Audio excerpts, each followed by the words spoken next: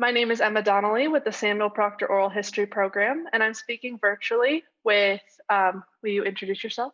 My name is Josh Orton. I'm our service manager at Uppercrust. Great, thank you. And this is November 12th, 2020. Thank you so much for talking with me today.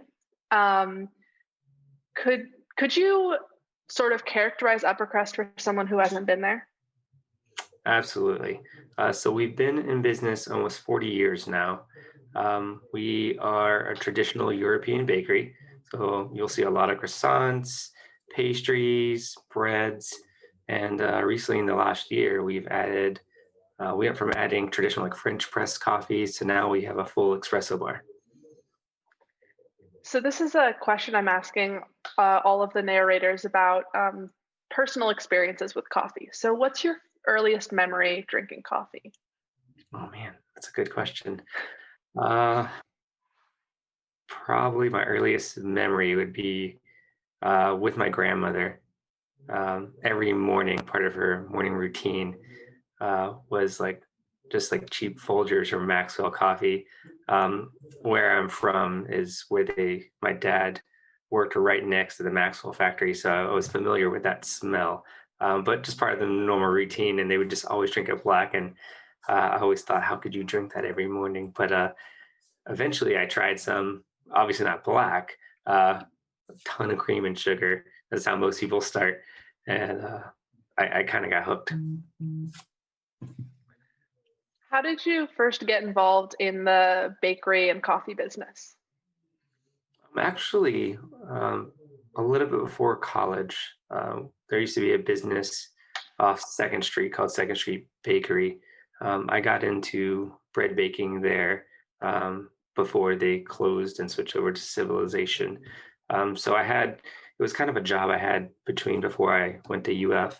And then, I kind of came back full circle after my career and just wanted something a little bit different. And that was just something I always had a passion for, cooking and baking. So I kind of made a full circle. Could you describe your role at Upper Crust, like your daily and weekly involvement there? Oh, it is quite extensive. Um, on a daily basis, besides oversight and management, I'm also I also look at our online sales, and I control our website, online orders, delivery, our coffee program, working with local and statewide roasters, retail ordering, making sure everything, guest relations, any issues, COVID protocols. I mean, the list is quite extensive, and I probably have a huge side list as well that I haven't got to on a weekly basis. Working with our owner and our other managers, making sure we have a good system. Uh, we're a small business, but there's a lot that goes into production behind the scenes. I have a recent few people that I'm training who were prior guests. Now they work here, and now that they see the behind the scenes, there's a lot that goes. There's a lot that's involved. Um, and so we do wholesale for other coffee shops and restaurants. We do farmers market. We do events. We deliver. We do curbside pickup. So there's a lot that's going on besides just walking in and grabbing a croissant or coffee and walking out. Could you describe what Upper Crust was like before the pandemic? Like the environment, where did people buy their coffee? What kind of things did they do while they were enjoying it and their pastries, of course? Oh, absolutely. So on the northwest side of town where we're located, there's we have the normal Starbucks on the corner. There's a couple places that sell coffee, but where we're at, there really wasn't anything in that plaza within walking distance. And, we had our kind of niche market for like French press and but we didn't have espresso. And I remember when I first got there, I kept pushing. I was like, why don't we have espresso? We had a lot of guests asking as well. But before that, it's always been really busy, always. And surprisingly, we're probably as busy, if not busier, than we were, uh, pre-pandemic. But a few things that we don't have is we don't have the in-person like wine tastings we used to do every Saturday. which would probably bring anywhere from 30, 40 plus people. Uh, and I mean, the line used to be all the way down the sidewalk, all the way wrapped around to where we have our wine tasting room with another 30, 40 people. Uh, Obviously, with COVID, we have to keep social distancing. We've limited guests. We have our masks. For us personally, our private policy is we still only allow 4 people in the store. Masks are required. We think of not just for our guests, but for the safety of our team members as well. It's paramount that we are small. If one person happened to contract COVID, we would shut down. And I like to think about our team members. The bills don't stop coming. We want to make sure they can keep their family afloat, but also being able to be there for our guests as well. So it's always been busy. We did take a little bit of hit when the pandemic first started. We went to about 50% than what we normally did. Uh, but luckily for us, we were an essential business, and we were, and we've been a staple in the local community. So we had a tremendous, outpour of support from our guests, and it was much appreciated. How has are the items being purchased sort of the same as before, or do you think they've changed at all during the course of the pandemic? So that's a good question. We did limit our menu at the very beginning uh, for 2 reasons. Um, for to streamline the menu a little bit for efficiency. Two, we weren't sure. It was more so a day-to-day basis and what would happen.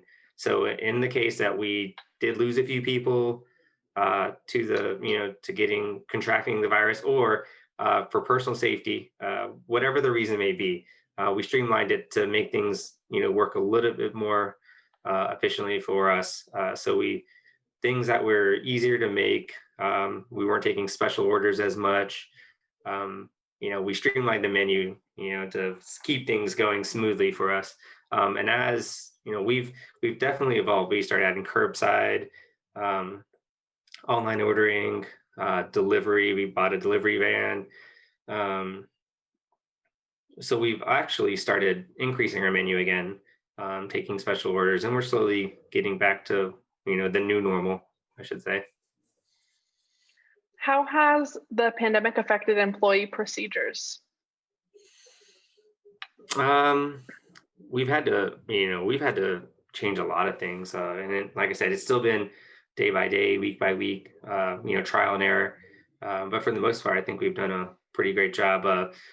Coming in, we went from just straight walking in, clocking in to now there's a sign on the door. Make sure you get your temperature checked. Make sure you wash your hands before you even clock in. So because you're touching something.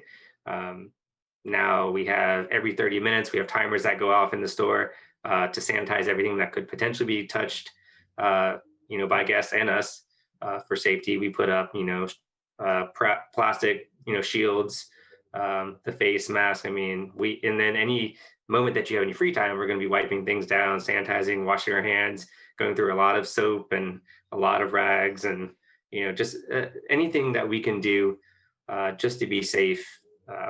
It's something we call, positive regard and our HQC, or high quality connections.